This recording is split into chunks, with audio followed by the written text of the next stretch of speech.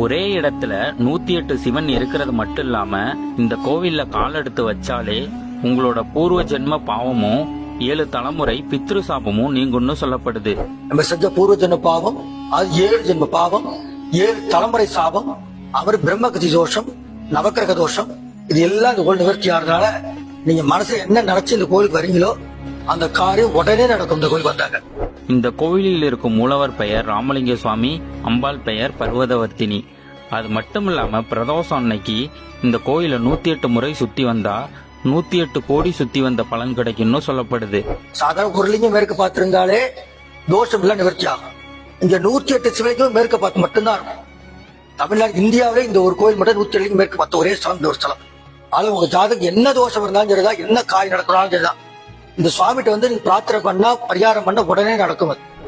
இந்த கோயிலோட full video நம்மளோட யூடியூப் சேனல்ல அப்லோட் பண்ணி